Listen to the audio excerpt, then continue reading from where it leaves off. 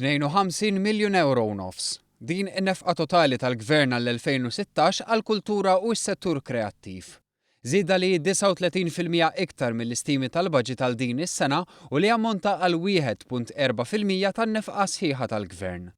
F'sessjoni informattiva għall-artisti u dawk fis-settur, id-direttur għall-istrateġija fil-Kunsill Malti għall-Arti Tony Attard spjega li dan il-baġit għandu direzzjoni ċara lejn l-2018 meta l-Belt Valletta tkun kapitali Ewropea tal-Kultura u lilin.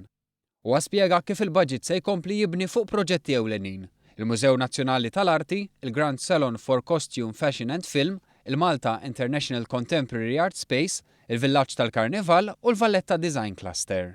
Barra minn hekk innota l-inizjattiva fiskali li biha donazzjonijiet lejn l-arti ifissru tnaqqis fit-taxxa ta' 150% mill-valur tad-donazzjoni. F'kummenti ma' One News, id-direttur artistiku tal-Ispazju Kreattiv Tony Sant qal li fl-esperjenza tiegħu barra minn xtutna innota li l-baġit għall-kultura u l-kreattività dejjem jonqos. Bi pjaċir innota li bil-maqlub f'Malta l-baġit għall-kultura u l-kreattività kull ma jmur qed jiżdied.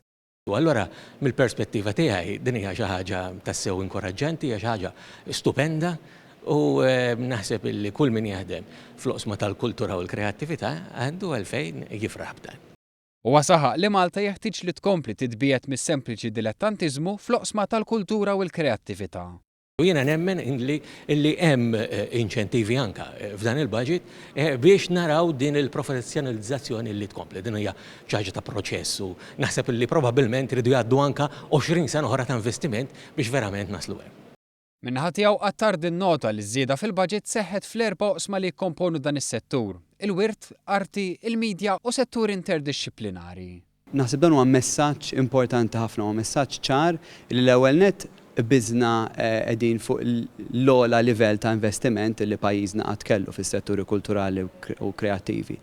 U naħseb huwa messaġġ ukoll illi qegħdin nuru illi permezz ta' riċerka, permezz ta' inizjattivi, permezz ta' fondi ġodda, is-settur kulturali jista' jagħti kontribut kbir u qed jagħti kontribut kbir fuq l-iżvilupp soċjali, ekonomiku ta' Malta kemm fuq livell nazzjonali u kemm fuq livell internazzjonali.